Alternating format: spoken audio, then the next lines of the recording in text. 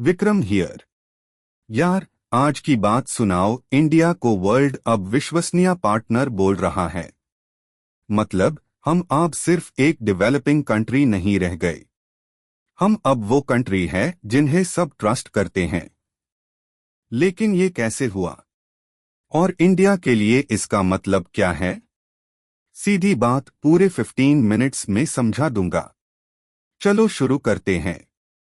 आज की बात यह है कि पीएम मोदी ने क्लियरली डिक्लेयर किया कि इंडिया अब वर्ल्ड का ट्रस्टेड पार्टनर बन गया है। ये सिर्फ एक फैंसी स्टेटमेंट नहीं है, समझे? इसका मतलब कॉन्क्रीट है। लास्ट 10 साल में इंडिया ने अपनी फॉरेन पॉलिसी को कंप्लीटली रीशेप किया है। Quad alliance, bilateral trade deals, defence partnerships, सब कुछ स्ट्रेंथन हुआ है। मोदी गवर्नमेंट ने जो स्ट्रैटेजी रखी है उसका कोर आइडिया है वसुधैव कुटुंबकम, मतलब पूरी दुनिया एक फैमिली है। लेकिन प्रैक्टिकली बात करते हैं तो इंडिया ने अपने इंटरनेशनल रिलेशंस को इंडिया फर्स्ट अप्रोच दिया है।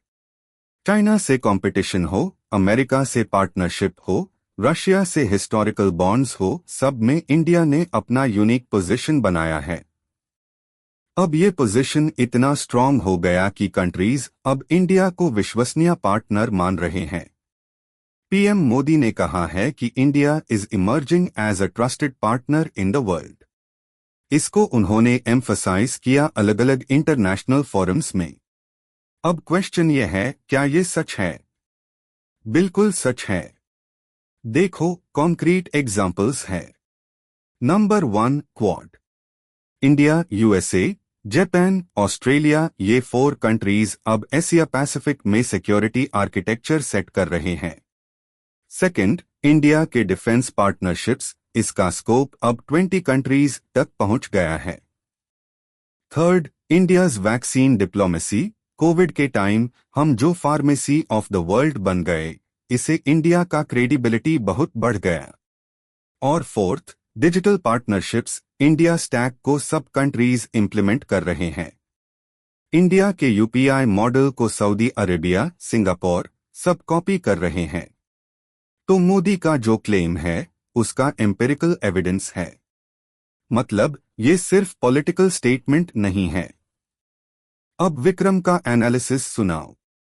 ये ट्रस्टेड पार्टनर का कॉन्सेप्ट, इसका मतलब क्या है रियलिस्टिकली? मतलब ये कि कंट्रीज अब इंडिया को जियोपॉलिटिकली इंपॉर्टेंट समझ रहे हैं।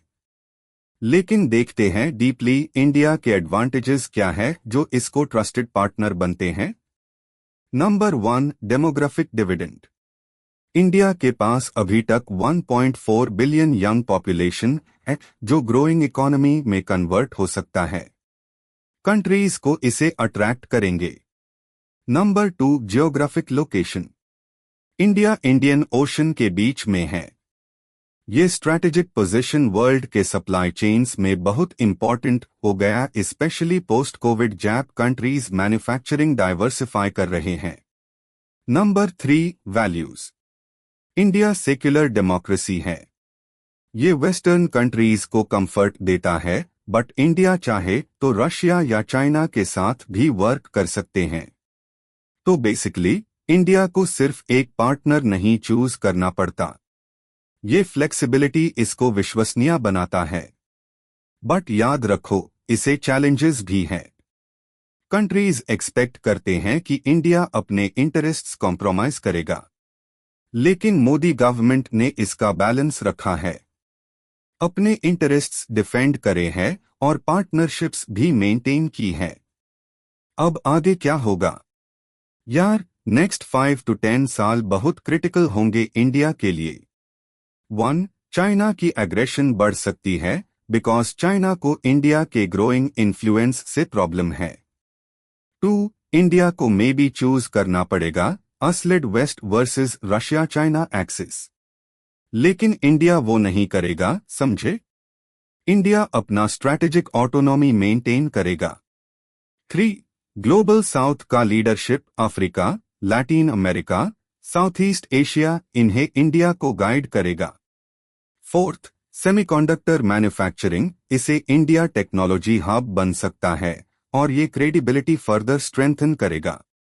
Fifth, climate action. India renewable energy में आगे बढ़ रहा है, तो इसे सॉफ्ट पावर भी मिलेगा। तो basically India's trusted partner status permanent हो सकती है अगर हम कंसिस्टेंट रह सकें अपने पॉलिसीज में और अपने कैपेबिलिटीज इंप्रूव करते रहें।